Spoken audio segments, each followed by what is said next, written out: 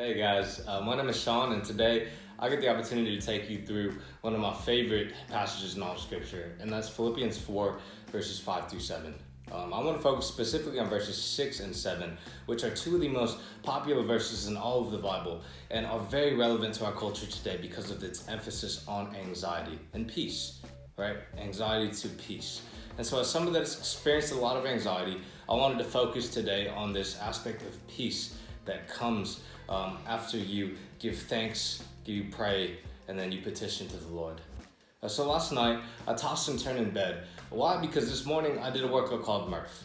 And if you don't know what Murph is, it is a 1 mile run, 100 pull-ups, 200 push-ups, 300 air squats, and another mile run. You can break it up however you want to do it, but either way, it's tough, it hurts, and it sucks. And so I'm tossing and turning in bed. I don't want to do this workout again. I know it's just I just didn't want to do it. It hurts. It's a lot of physical and mental, small s suffering, if you will.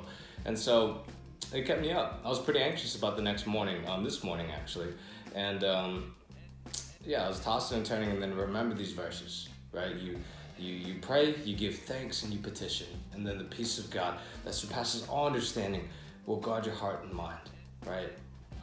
It's a promise, in the same way that it is a command that we shouldn't be anxious. And so as I'm running in my second mile, right? So I finished all the calisthenic stuff. I did my first mile. I'm running the second mile, which is known as the hardest part of the whole workout.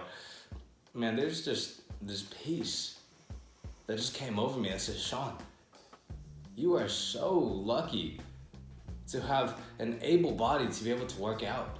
You are so lucky to have brothers to be doing this workout with. You are so lucky to know the God of the universe.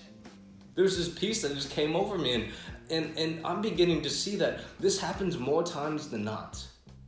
When I read these verses, right, as someone that I said has struggled with anxiety, I memorized these verses a long time ago. I've studied these verses extensively to figure out how to not be anxious.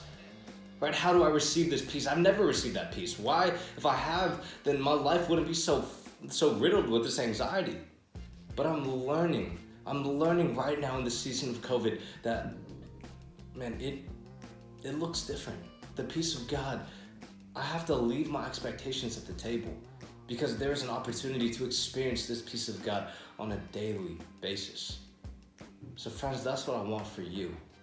I don't want you to pray, to give thanks, and to petition just so you may feel better. But I want you to know the God of the universe, the King, Jesus Christ, who is the one that will calm your long-term anxieties. Jesus wants these things. He died upon a cross for these things so that we may experience this peace in knowing Him. Thank you, guys, for the time.